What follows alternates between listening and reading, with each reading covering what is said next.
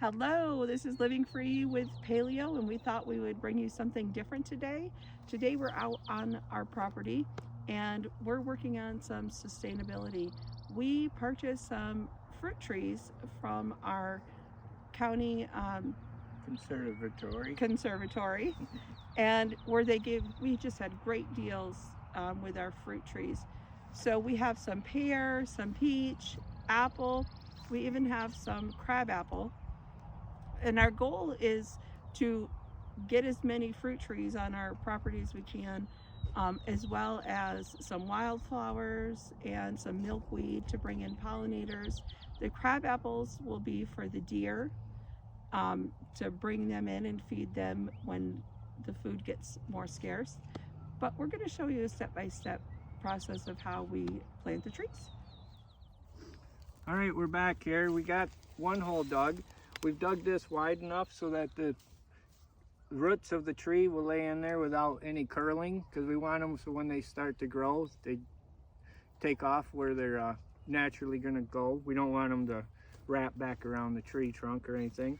And we've dug it deep enough so that where the tree is grafted onto the root stock, where the fruit tree is grafted on the root stock, is 3 to 4 inches above ground. So once we mix this dirt with some topsoil that we purchased and some fertilizer, we're gonna get this filled in. So we'll get going on that right now. And the best way to put the fruit trees in is to get free labor from a young, strong person. All right. Now what I'm doing here is I got some all-purpose topsoil. Since our soil really has not much of topsoil, this used to be an old farm field that's growed up. So what we're doing here is I'm mixing this topsoil with this sandy, loamy soil that we have. I already mixed some in, but I'm just going to work this in good. And this is what I'll put back down in the hole. And then when I get this filled back in, I'll put some fertilizer and manure over the top of that so that the nutrients can get washed down into the root system as it grows. I'm not going to put it in the hole with the roots, so that way the roots have to kind of look for the nutrients instead of being completely surrounded, because I want the roots to be able to grow strong and take off. So I'm not going to put it in the hole, I'm putting it around the top. So I'm going to work on that right now. So all right, I've got the hole filled now. I filled it up, and as you can see, we're about 3 inches below the graft. And I pushed it down as I filled it so I have good root contact, so it's kind of firm. I didn't step on it, I just kind of pushed it down with my hands while I did it. So right now I've got some 12-12-12 fertilizer, and I'm gonna just put about a pound on top of here. I'm gonna try not to get it up against the trunk of the tree because I don't want it to burn that. And I've also got some manure that we're going to use for fertilizer. This is chicken manure. It's dried manure, so it kind of releases over time as it gets wet. But you can use cow manure or any type of manure. This is just store-bought, but you could use it fresh off the farm if you have access to it. So I'll put about a pound of that on there. A little bit more here. And now that I've got that on there, I'll take my little garden rake here and I'll kind of mix that into the soil here.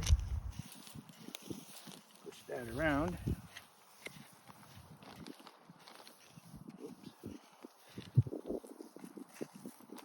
Get that nice and worked in. That way then when I water this, the roots got something to give them some nutrients here. They're probably pretty good.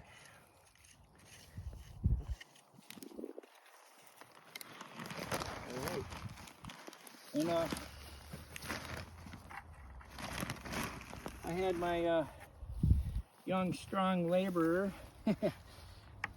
walk down Otherwise known as our son-in-law. Yeah, otherwise known as my son-in-law. He went down to the swampy lake that we have behind the property here and got me some water. So we'll just water this nice. Let this.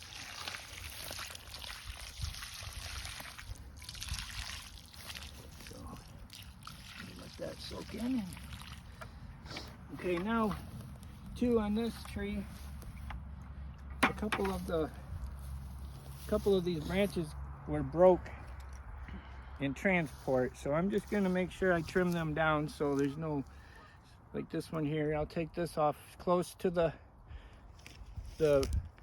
main stem, but leaving where the branch breaks out, the bud where the branch breaks out. Just snip that off. Here's another one, and this one's actually got some buds coming. I'll just leave them on there. Snip that off. And here's another one.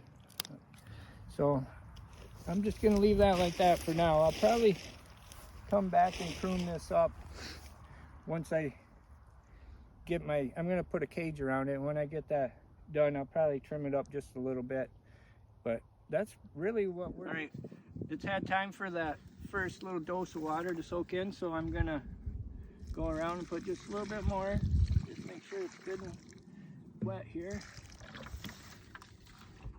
And then I brought some straw out, and I'm going to use this straw as a mulch to cover this up with, kind of help hold in the moisture. But again, I'm not going to crowd it up against the trunk of the tree because I don't want that getting any kind of rot to it from excess moisture. But just put a nice liberal 3 to 4 inches of mulch on there. That'll help this tree help keep it from getting dried out. So it'll stay nice and moist, and we should have a nice little tree growing here in a short while. So there we go. And yeah, and if you've found anything on here interesting to you, go ahead and like and subscribe, and we'll see you next time. Thank you.